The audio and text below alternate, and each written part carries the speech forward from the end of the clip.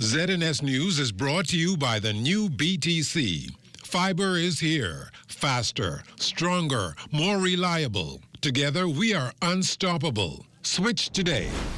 Coming up in the Bahamas tonight, the weekend edition, scores turning out for the soft opening of Royal Caribbean's Paradise Island Beach Club, an update on the new beach mecca, and how it's reshaping the local tourism landscape.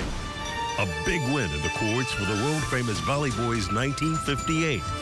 Reaction from Junkanoo stakeholders, and what this ruling means for the road ahead.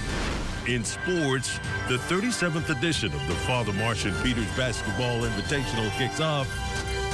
The Bahamas Tonight, the weekend edition, starts now.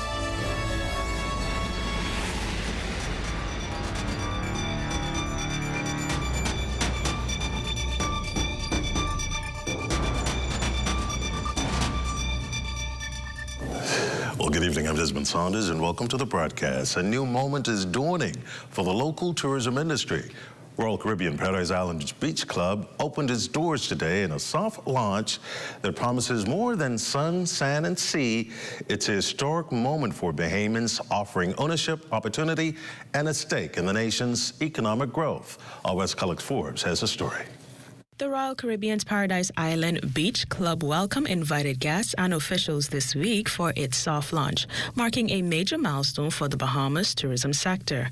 The Prime Minister, the Honorable Philip Davis, highlighted the significance of Bahamian ownership in this landmark project.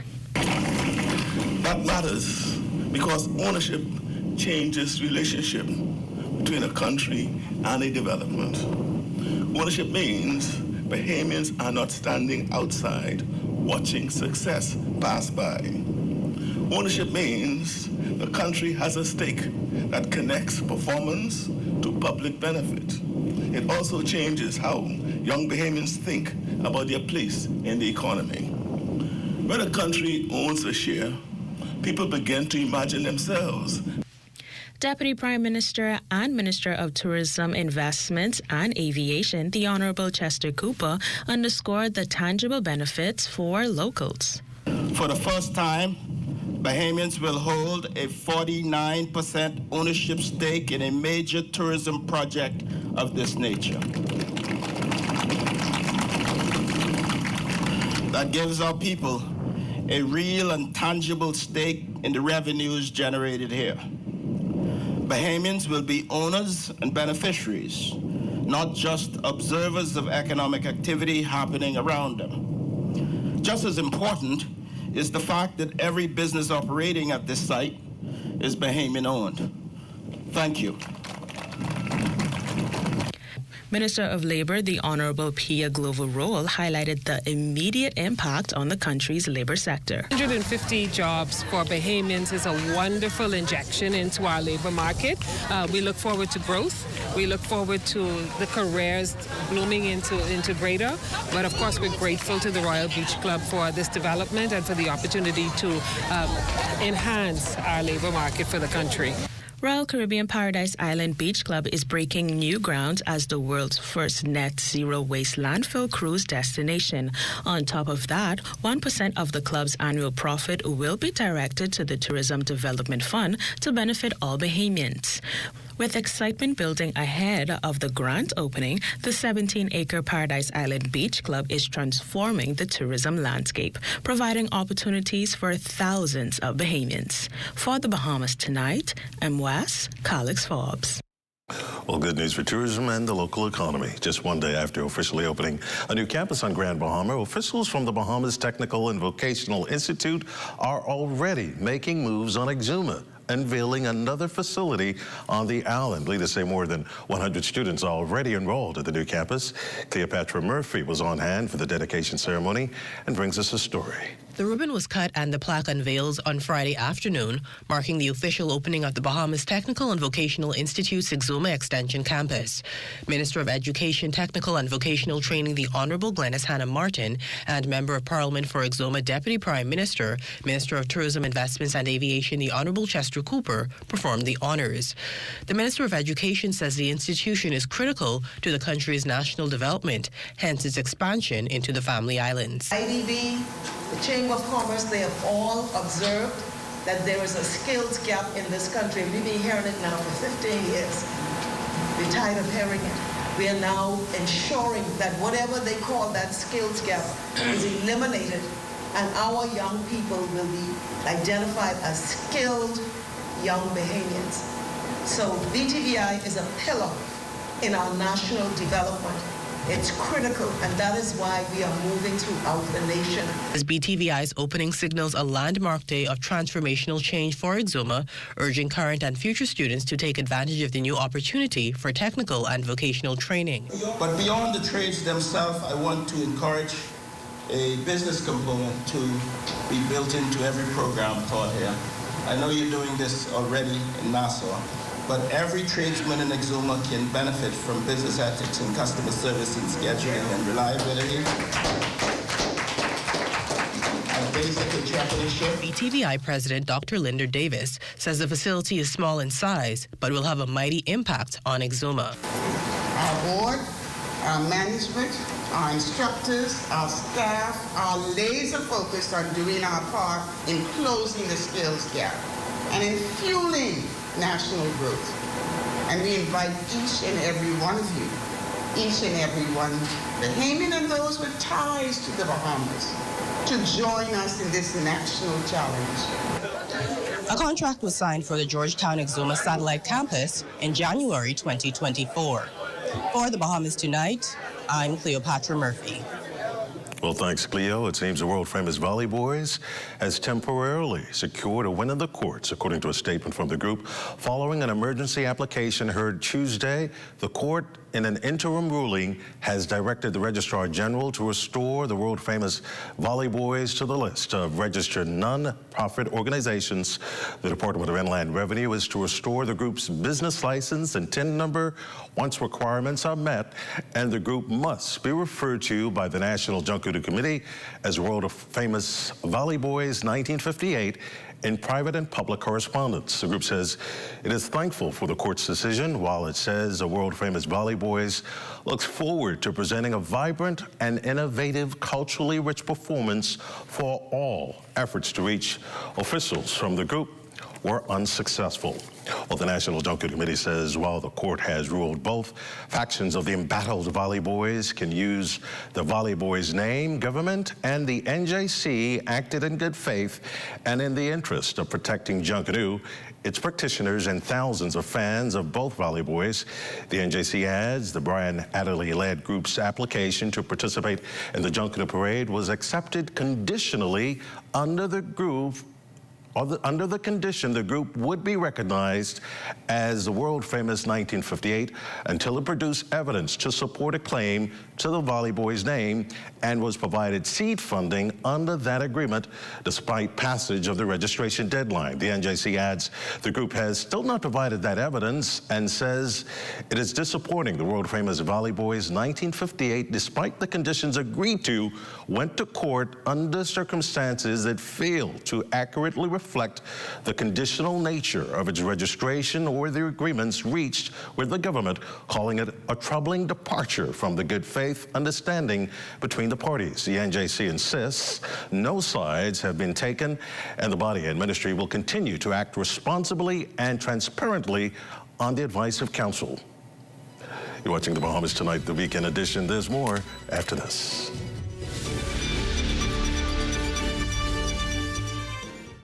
Vibes is resilience in motion. So even when things go out of sync, we do what it takes to bring the vibes back. At BTC, we understand your vibes because we live it. That's why we are dedicated to building a network as resilient as you, with a team of familiar faces working every day to keep you on beat. You are at the heart of everything we do. Our commitment is to keep your vibes flowing, no matter what. A digital wave is making its mark across the Bahamas. From Grand Bahama to Anagua, Bahamians are embracing smarter ways to pay.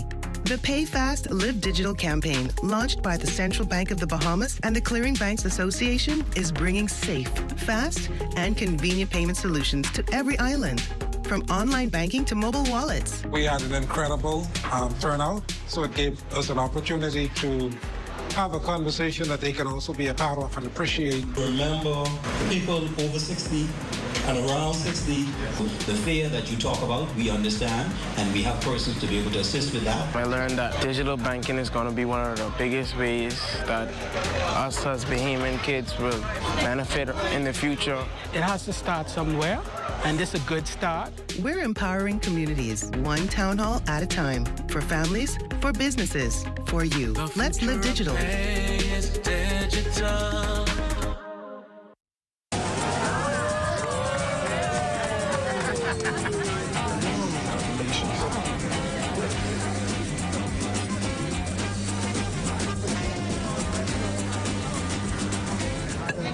Diet-friendly special.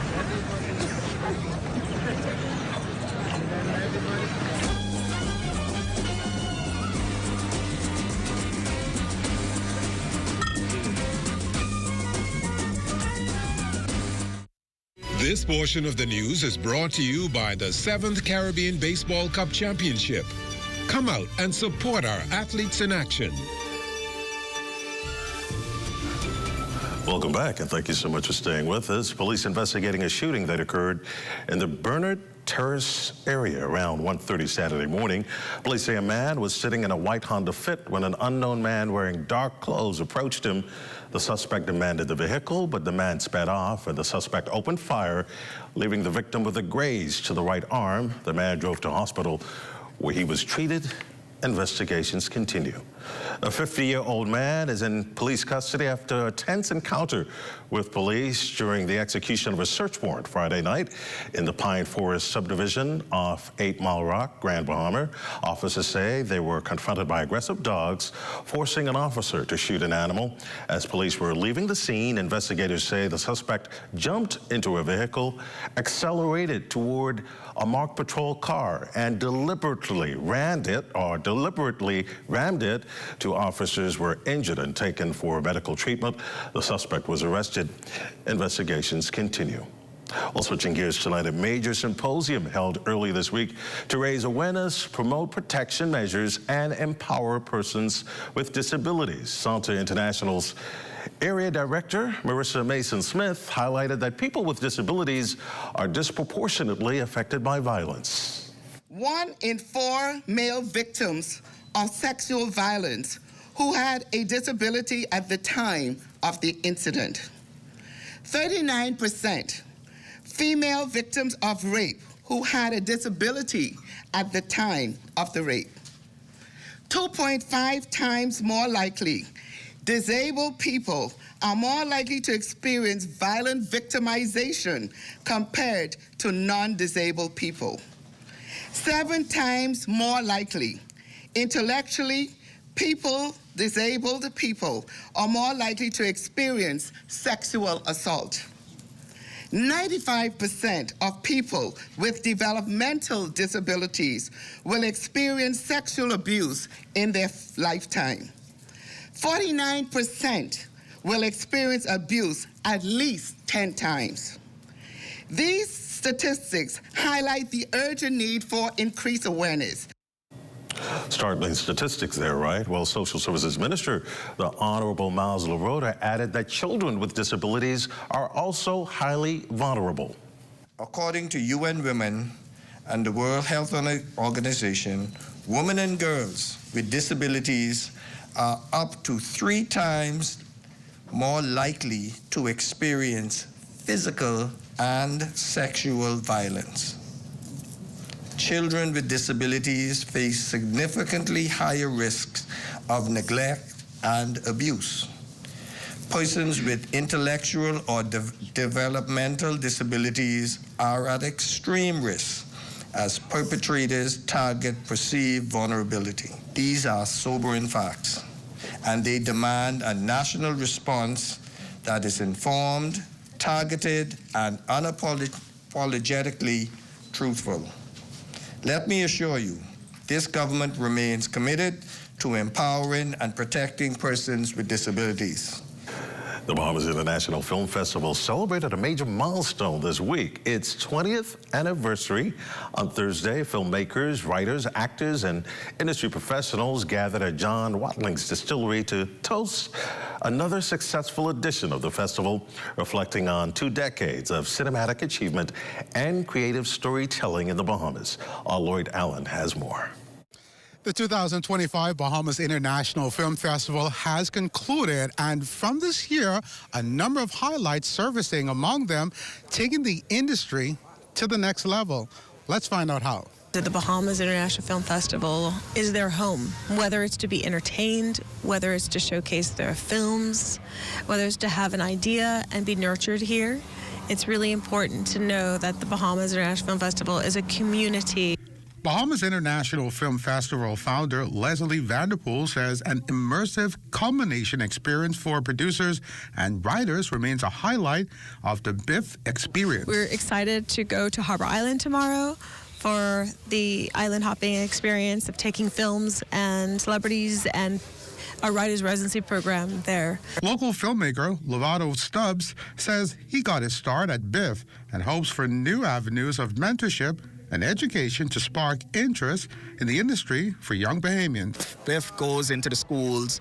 BIF have students that come to the film festival. So I think it's just more that support, you know what I mean? Because film is still, in a way, it's still new in the country. Even though the festival will be around 20 years, I think it's a form where people are now understanding that it's a career. Because it's like me and some other filmmakers that this is our entire career for years. You know what I mean? I've been doing this 12 plus years.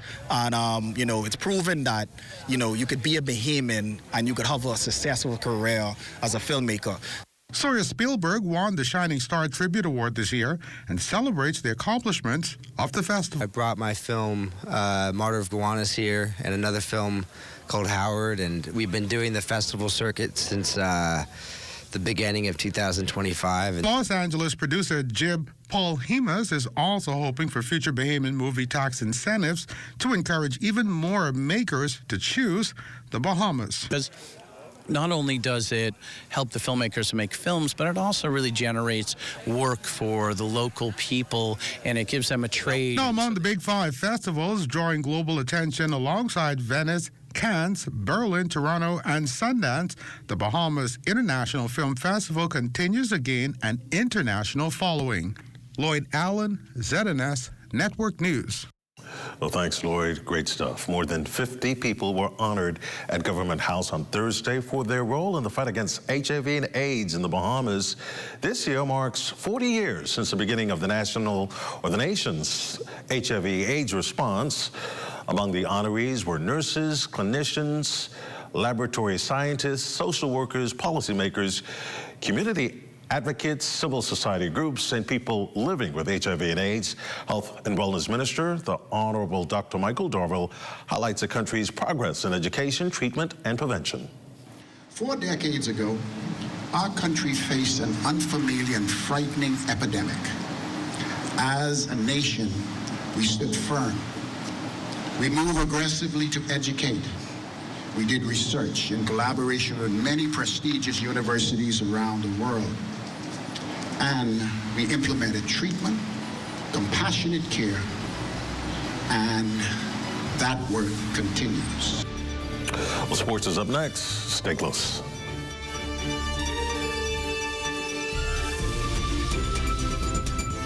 Carpets, bed sheets, and that mat. There's a place I know.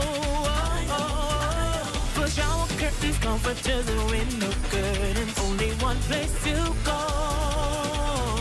Fixing your home or automotive, there's no fuss. We put a smile on your face. Come and shop with us. For all you need and more. Shop at AID for Christmas.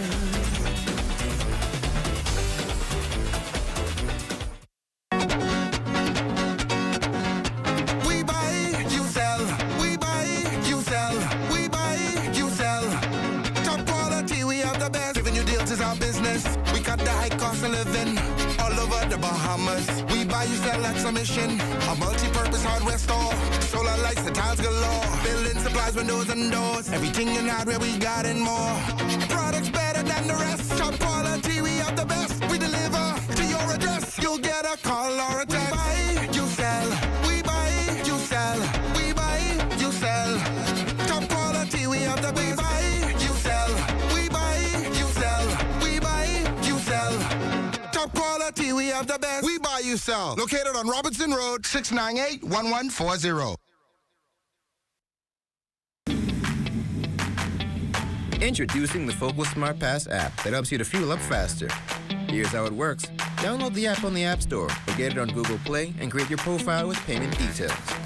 Visit your nearest Shell station. Open the app, scan the pump's QR code, select your payment amount, and begin fueling. Say goodbye to cash and cards because the Focal Smart Pass offers secure and convenient payment options right at your fingertips. Download Focal Smart Pass now and fuel up faster today.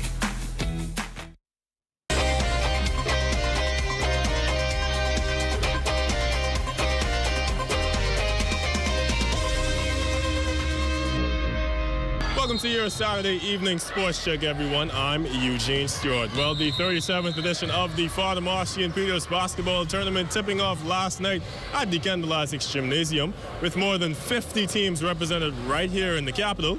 Let's take a look at some of day one's highlights.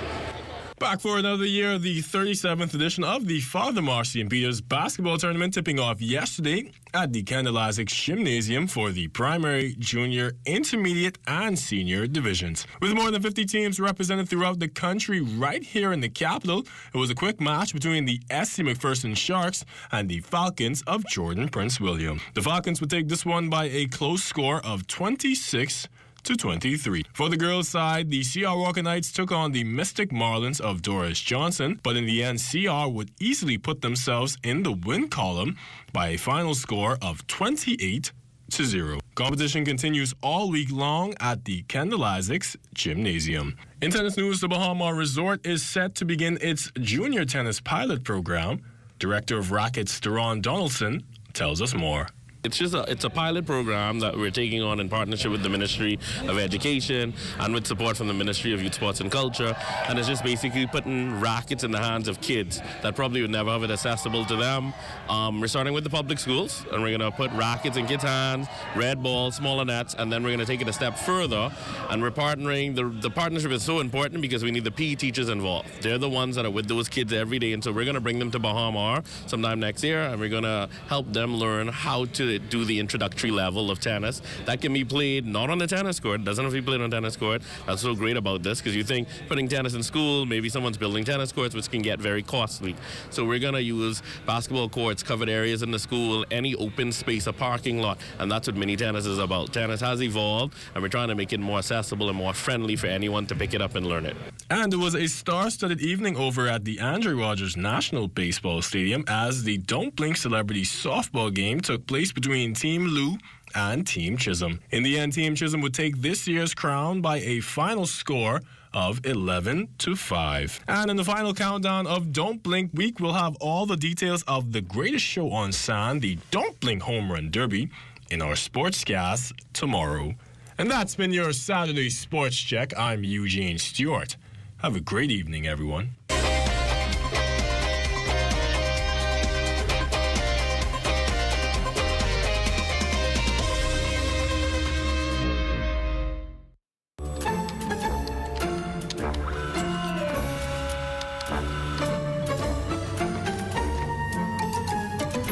Hiding so you don't have to share. That's crazy. But sharing a 12-pack? That just makes sense. The new Crazy Puffs 12-pack. It's not crazy, it's Little Caesars. Get your 12-pack Crazy Puff now for just $13.50, VAT inclusive, at Little Caesars, Oaksfield, Carmichael Road, East Street South, Charles Hollis Highway, and Prince Charles in the One East Plaza. Little Caesars, crazy in all the best ways. Pizza.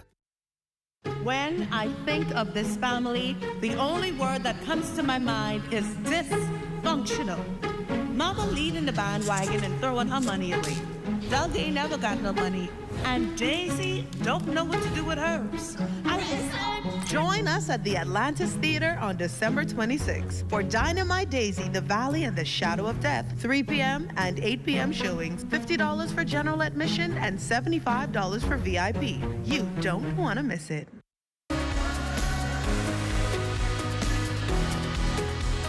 Hi, I'm Brett Burrows, Vice President of Retail and Sales here at CBS Bahamas. When it comes to delivery, we've got you covered. For our Family Island customers, we offer complimentary drop-off to the mailboat of your choice.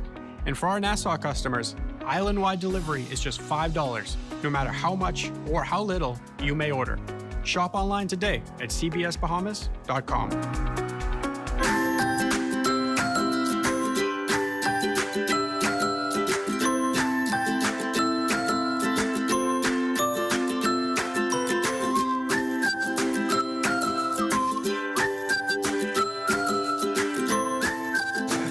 Time now for a check on tonight's weather forecast. Chief Meteorologist Basil Dean joins us in the studio with the latest temperatures. Good evening, Basil.